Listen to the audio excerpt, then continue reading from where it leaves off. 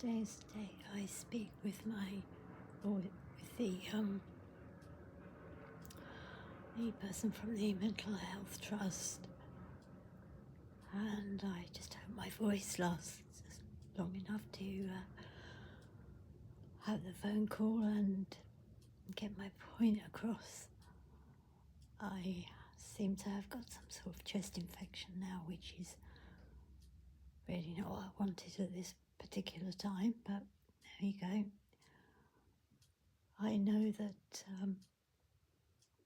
it's very likely that I won't get the outcome that I want from today, because I realise that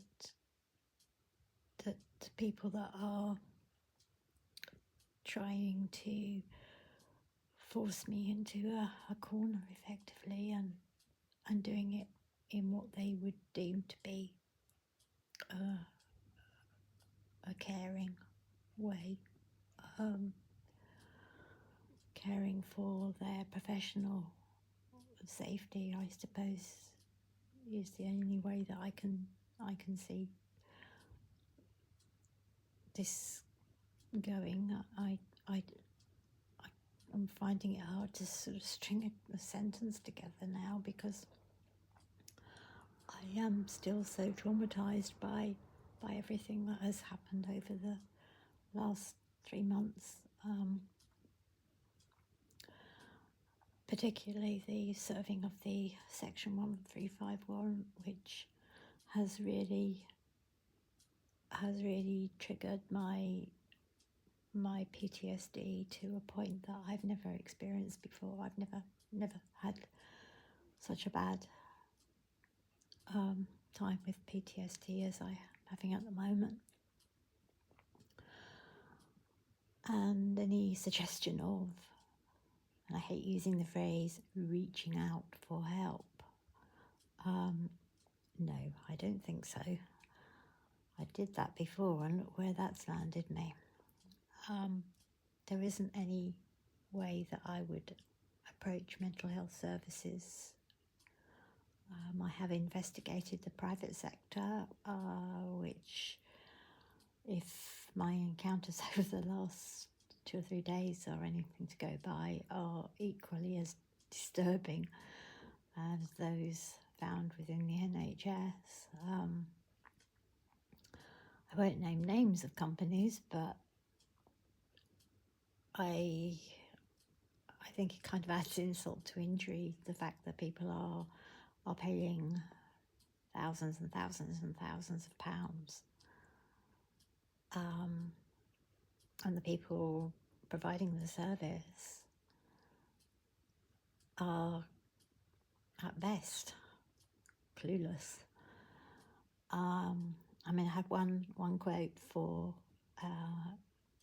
not that I'm even contemplating inpatient eating disorder treatment. I would never, ever, ever go down that route again, not whether it be NHS, private, nothing, ever. But it was curiosity more than anything. And one service, hold your breath everyone, one service charges in excess of £25,000 a week for residential eating disorders treatment. Really? There's no way that could be justified. Yeah, I'm going off a complete tangent here. This afternoon, I have a list of all the issues I wish to raise with the person from the Mental Health Trust. I've got a list of all the lies that have been told in letters. I have copies of all the letters and highlighted the things that have been stated which are categorically not true about me. And if I didn't have this discussion with this person, she would be making a decision on her assessment of my care and whether or not my complaint is justified. She would be making her decision based on what these people have written about me. And given what these people have written about me is 95% not true. Well, do I have to say any more? I've given her a heads up by providing her some links to my physical condition, because if you say adhesive arachnoiditis to a lot of medical professionals, be they within mainstream medicine or certainly not in psychiatry, I mean, the worst thing anyone can do is have a physical illness concurrently with a psychiatric illness. Do not become physically unwell in a psychiatric ward. That is my one bit of advice, because it's not going to end well.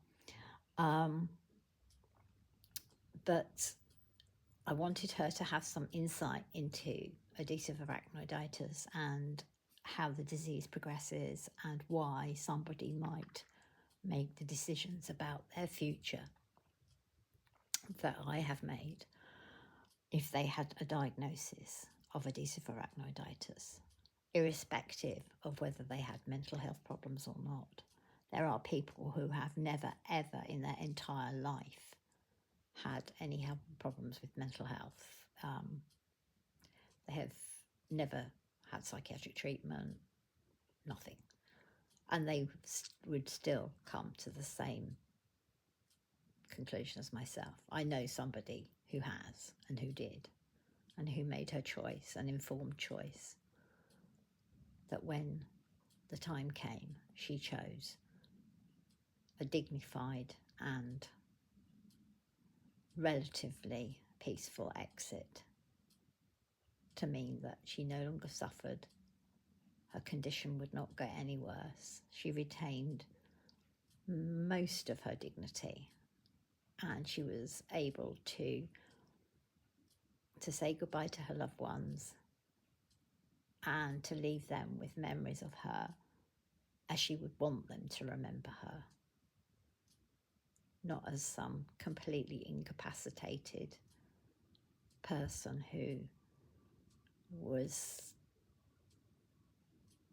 miserable in agony every moment of their day and night. And this person had never, she had never, ever, ever had any mental health problems at all. And I have a huge amount of respect and admiration for her courage, for fighting on against the torture of arachnoiditis for as long as she did, and for making the decisions that she made and for following them through and leaving this world in a way of her choosing, at a time of her choosing. And that's what I want for me. That's all I want. I don't want anything else. And I want to retain the autonomy and the right to make that choice, and not have people constantly persecuting me and gaslighting me and invalidating the things I say and making it all about the fact that I feel the way I feel because I'm not mentally well.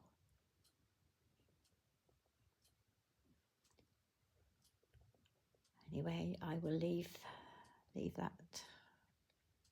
things as they are now, and hopefully I will be able to get something from the conversation I have with the person from the trust this afternoon. I doubt it, but I just have to hope.